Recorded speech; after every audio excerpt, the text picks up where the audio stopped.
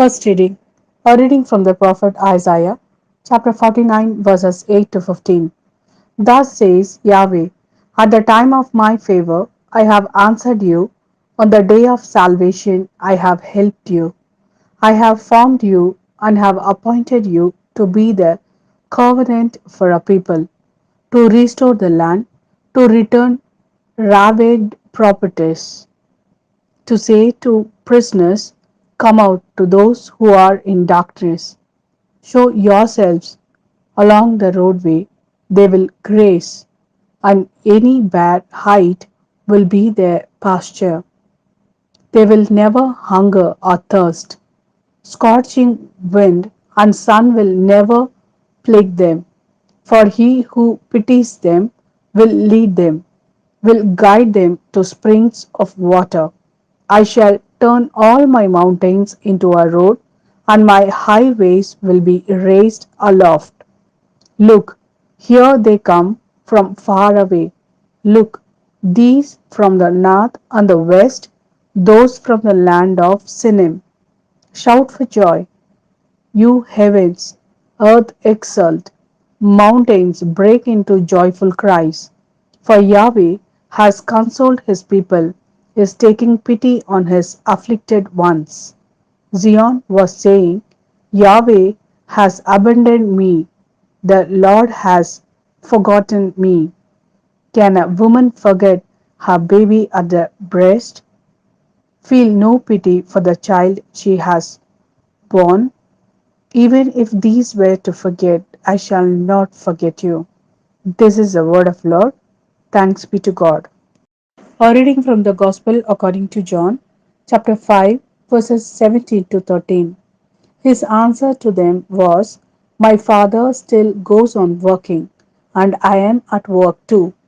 But that only made the Jews even more intent on killing him, because not only was he breaking the Sabbath, but he spoke of God as his own Father and so made himself God's equal.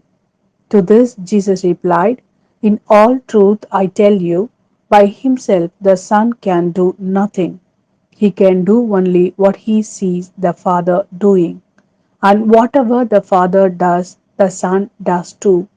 For the Father loves the Son and shows him everything he himself does, and he will show him even greater things than these works that will astonish you.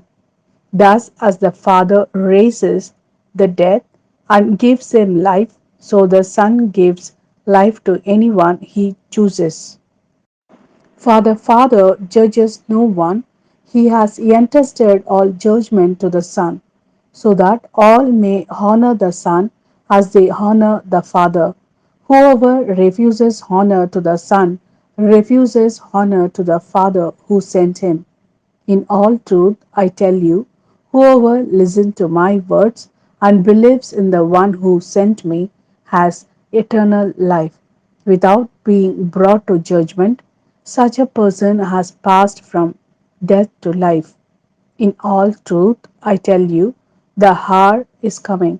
Indeed, it is already here, when the dead will hear the voice of the Son of God, and all who hear it will live. For as the Father has life in himself, so he has granted the Son also to have life in himself.